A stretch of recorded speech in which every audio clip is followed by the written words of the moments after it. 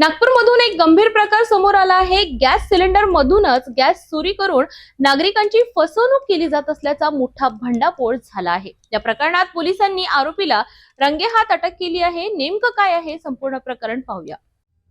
नागपूर शहरातील हुडकेश्वर परिसरात गॅस चोरीचा एक मोठा प्रकार उघडकीस आला आहे। मालगी नगर येथील रिंग रोडवर मेजर हेमंत जकाते स्कूल समोर ही घटना घडली। दीपक दर्शनलाल राजपूत, जे एका वृत्तपत्रात रिपोर्टर म्हणून कार्यरत आहेत, त्यांनी हा प्रकार प्रत्यक्ष पाहून उघडकीस आणला। त्यांनी पाहिले की एक आरोपी आपल्या मालवाहू ऑटोमध्ये ठेवलेल्या गॅस सिलेंडरमधून रेग्युलरच्या सहाय्याने गॅस काढून दुसऱ्या रिकाम्या सिलेंडरमध्ये भरत होता। या प्रकारामुळे ग्राहकांना पूर्ण गॅस न मिळता त्यांची थेट फसवणूक होत असल्याचे समोर आले। दीपक यांनी आरोपीला जाब विचारला असता त्याने कोणतेही समाधानकारक उत्तर दिले नाही। यानंतर पोलिसांना माहिती देण्यात आली आणि घटनास्थळी धडक कारवाई करण्यात आली।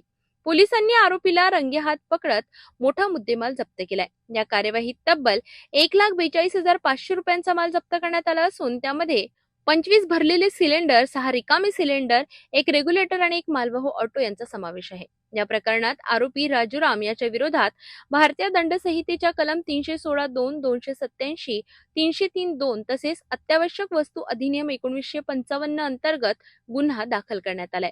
सध्या पोलीस या प्रकरणाचा अधिक तपास करीत असून या रॅकेटमध्ये आणखी कोणाचा सहभाग आहे का याचा शोध घेतला जातो आहे।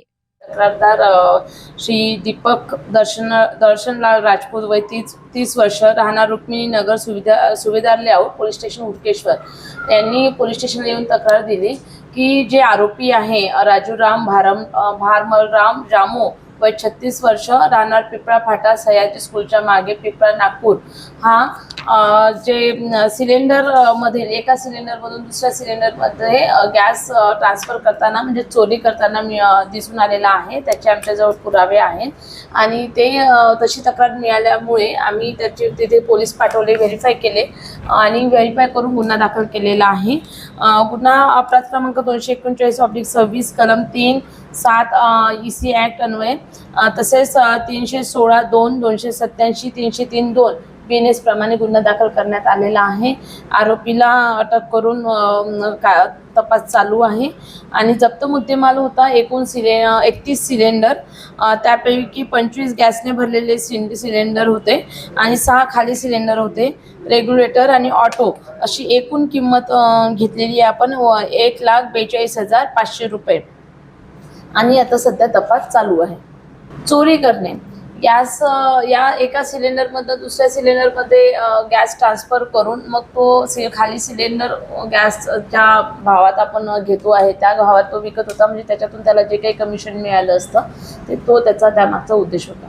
तपास सध्या आहे, पुढे तपासात निष्पन्न होईल त्याप्रमाणे कारवाई केली जाईल। नागरिकांच्या जीवाशी आणि विश्वासाशी खेळणाऱ्या अशा प्रकारांवर कठोर कारवाई होणे गरजेचे आहे। गॅस सारख्या अत्यावश्यक वस्तूंमध्ये होणारी ही चोरी अत्यंत गंभीर असून प्रशासनाने यावर विशेष लक्ष देण्याची गरज आहे।